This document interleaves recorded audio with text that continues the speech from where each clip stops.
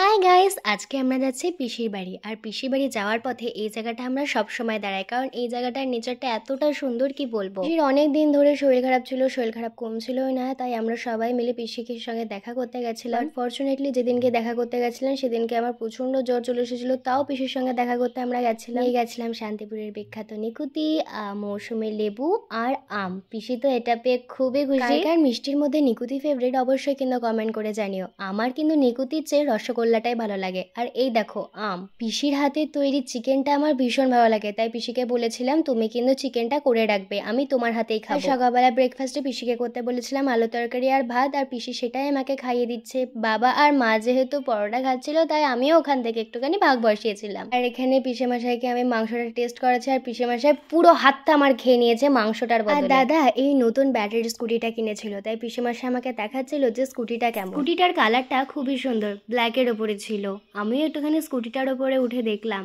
সবাই নাকি বলছিল যে আমি স্কুটিটা চালাতে পারবো, স্কুটি চালানো খুবই সহজ, বাট আমার ভীষণ ভয় লাগছিল যদি পড়ে টড়ে যায়, হাত টাত ভেঙে যায়। এখানে পিসি দেখাচ্ছে যে বৃষ্টি হলে কতটা জল ওঠে পিসিদের বাড়িতে। আর এই দেখো কত ছোট্ট একটা ব্যাগ। অনেক দিন বাদে পিসিদের বাড়িতে এসেছিলাম, তাই পিসির সঙ্গে অনেক গল্প করেছি। পিসির কাছে আমি বেশিরভাগ ভূতের গল্প আর ঠাকুরের গল্পই শুনি, এগুলো আমার শুনতে ভীষণ ভালো লাগে। পিসি মশাই গেছিল দাদার চশমার দোকানে, ওখানে কাজ মেটানো হয়ে গেলে পিসি মশাই আবার বাড়ি চলে আসে। আর এখানে পিসি মশাই মাকে দিয়ে ধাক্কা মারছিল দেখে আমরা সবাই ভীষণই হাসাহাসি করছিলাম। বাইরে প্রচন্ড গরম করছিল বলে ঘরে এসে আমরা আবার গল্প করছিলাম। গল্পটা কিন্তু আমরা থামাইনি, আমরা গল্পটা মানে চালিয়েই গেছি। আর এখানে কিন্তু পিসি এখন একটা ভূতের গল্প বলছে।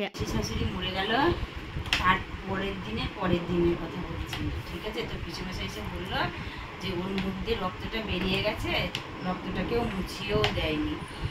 আর আমি আর যখন এখানটা থেকে আসতে তো দিদার ঠাকমার মতো আমাকে এই শিকা করতে করতে আসতো, তারপরে ওই মাথা। এখানে পিসি যেই ফ্রেমটা দেখাচ্ছে সেটার দাম নাকি 500 টাকা। হ্যাঁ, এরকম অনেক দামি দামি ফ্রেম নাকি হয়। পিসিকে তো পুরো টিচার লাগছে। লাঞ্চে হয়েছিল মাটন, যেটা আমার একদমই ভালো লাগে না। তারপরে হয়েছিল চিকেন, যেটা আমার ভীষণ ভালো লাগে। ডাল আর আলু ভাজা হয়েছিল। আমি তো চিকেন খেয়েছিলাম কারণ আমার চিকেনই ভালো লাগে। এখানে আমি আর দাদা খেতে বসে পড়েছি, আর মা আর পিসি আমাদেরকে সার্ভ করছে।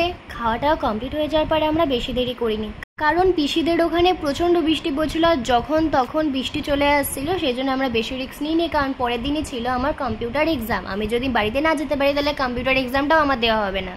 এখানে পিসি আমাকে পুজোর জন্য টাকা দিল, আর আমরা যেই নিকুতিটা নিয়ে গেছিলাম সেটা পিসে মশাই আর দাদা দেখো কিভাবে খাচ্ছে, নিজের বাড়িতেও চোরের মতো। আমরা একদম পুরো রেডি হয়ে গেছি যাওয়ার জন্য। আমরা সবাই রেনকোট পরে নিয়েছি, আর এখানে দেখো পিসে মশাই সেম থিং করছে, আমাকে হাসাচ্ছে। এখানে আমরা সবাইকে টাটা দিয়ে দিলাম আর বেরিয়ে পড়লাম। বাড়ি থেকে বেরোনোর পরে রাস্তায় প্রচুর বৃষ্টি পড়ছিল বলে আর কোনো ভিডিও করতে পারিনি, তো আমরা চলে এসেছিলাম বাড়িতে। আর দেখা হচ্ছে অন্য একটা ব্লগে। এখনকার জন্য বাই বাই সবাইকে।